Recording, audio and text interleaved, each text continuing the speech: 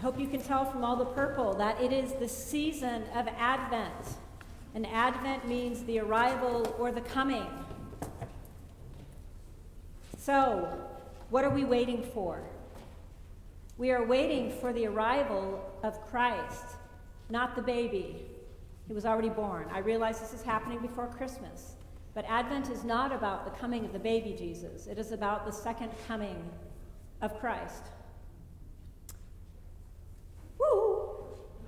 And Jesus announces that with this spooky, weird reading from Luke, which is what we call an apocalyptic reading. It would be shocking if it were not Jesus saying it.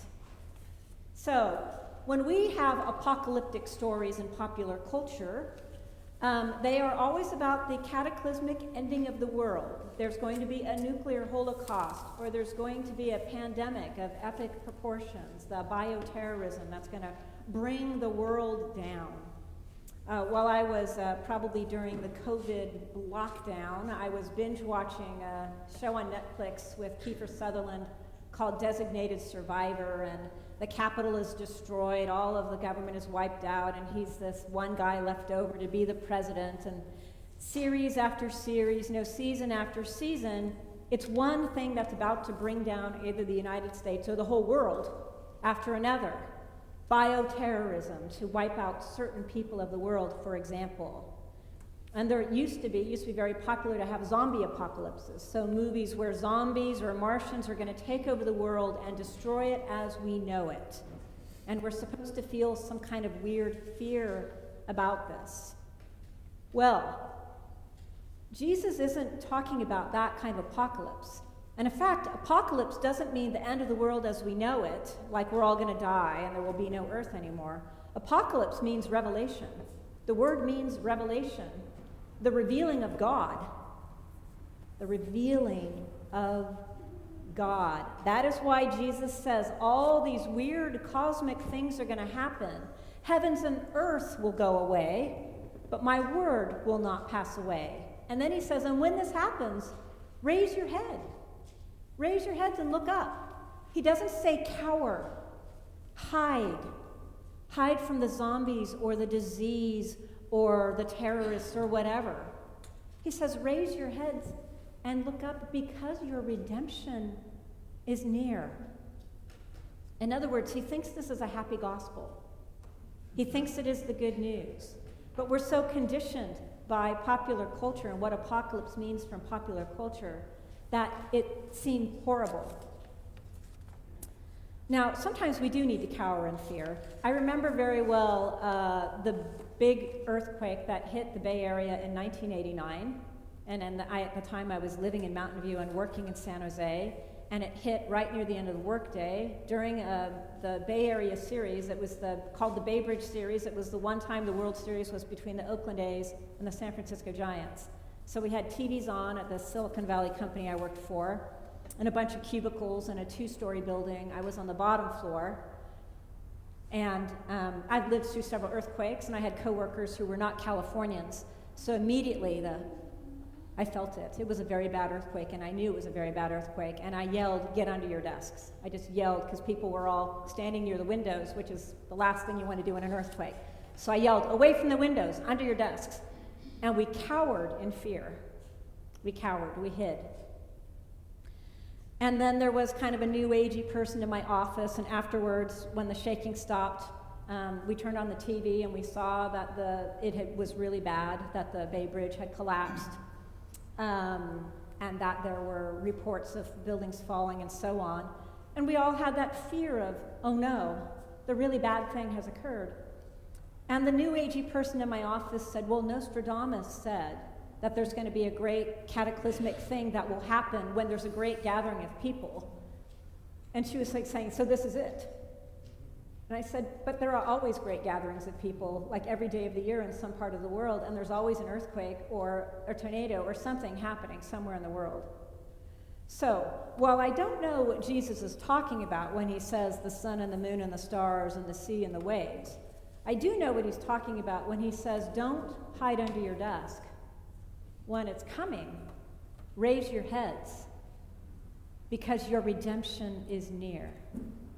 He's talking about a hope, a profound spiritual hope that goes far beyond hoping for the thing you want for Christmas, or hoping you see a certain relative at Christmas, or hoping you get this or that, you get the girlfriend or boyfriend you want, or the job you want. Not that hope. The hope that is born from cataclysmic or difficult events, and the hope that comes only from God, God's self. Now, some of the best writers about hope are people who have lived through those difficult and trying times, usually people who have been in prison for a long time, are the people who write most movingly about spiritual hope. Paul, our great letter writer of Christianity, was in prison for a long time, and he was the one who wrote the letter to the Romans where he talked about hoping against hope, hoping when there's no possibility of hope, that kind of hope. But in the modern day, for example, we have Jürgen Moltmann, the German theologian who was a soldier in the Nazi army, was captured and was a prisoner of war, and became a pastor eventually and a theologian. And he wrote a book called The Theology of Hope because he felt despair. He felt despair in prison, and he felt despair about what he had done as a Nazi. And he found Jesus in prison. He was not a Christian before that. He found Jesus because it gave him hope. And he wrote about this hope that is completely unattached to the circumstances of our lives, whatever they might be.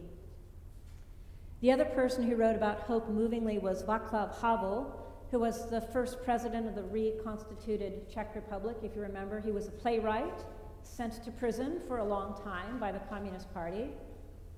And he wrote very movingly about hope. And what he said was, hope is a condition of the mind, the heart, the spirit. It has nothing to do with the conditions in your life. It is not optimism. It's not thinking something positive is going to happen soon. That's not hope. Nor is it pursuing something because you have a sense of success. Like, if we do this, there's a good chance that this will happen. It's completely separate from those things. Hope has nothing to do with the conditions of being stuck in prison and not being able to see your family and friends. Hope, he says, comes from a source that is elsewhere.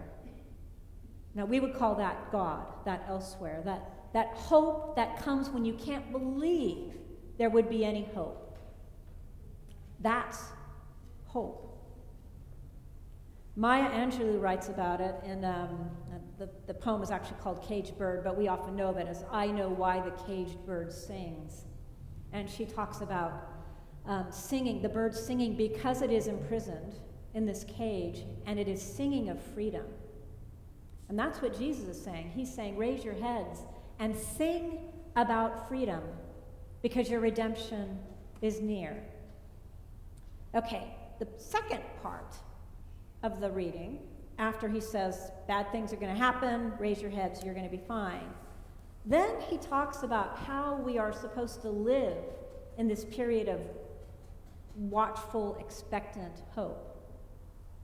He says, don't waste your days in drunkenness and dissipation and the worries of the world. Notice how he relates drunkenness, dissipation, and the worries of the world as if they're all in the same class. What they all are distractions from the person whose arrival we are waiting for. He says, be alert, be watchful. You don't want to get stuck in a trap because you weren't ready. Well, think about it. When you are waiting for somebody important in your life to arrive, a child you haven't seen for a long time, a grandparent who's coming for Christmas, a mother you haven't been able to see because of COVID you haven't been able to get there, whatever the condition is, what do you do to prepare for that loved one to come? You clean the house. You wash the linens in the guest room.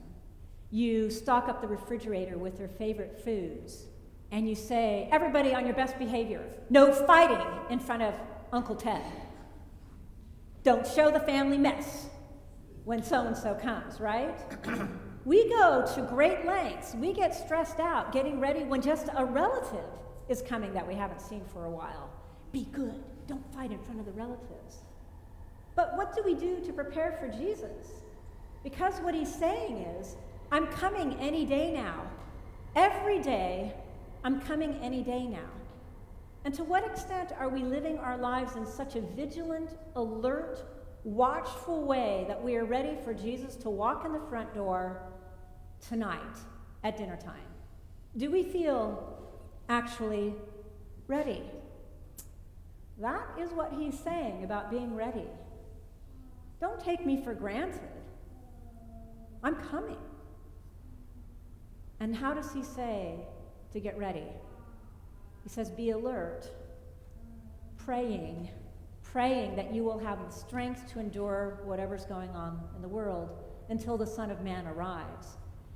He's not saying, pray that the Son of Man doesn't destroy you. He's not trying to cause fear about the arrival of the second coming. He's saying, pray that you've got the strength to put up with the things going on in the world and that you maintain your faith during these difficult times. You notice the kind of the shaking of the trees in the churches during COVID? People are like, where is everybody? Well, where is everybody? What has COVID done to church? How many of us said, should I keep going to church in person? Should I? Well, why not? If Jesus is going to walk in that door any day now. That's what he's saying.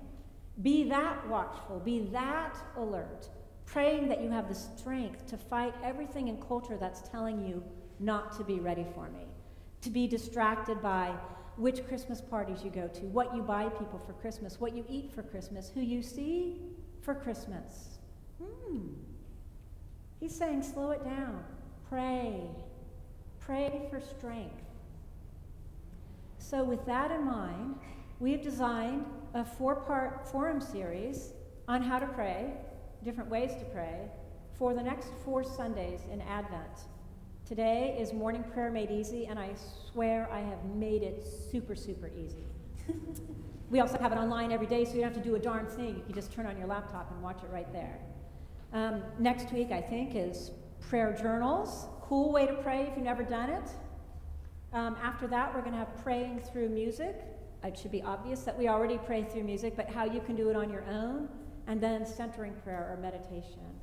I really encourage you to be countercultural in Advent, to take Jesus at his word when he says, be alert, praying at all times. What are we waiting for?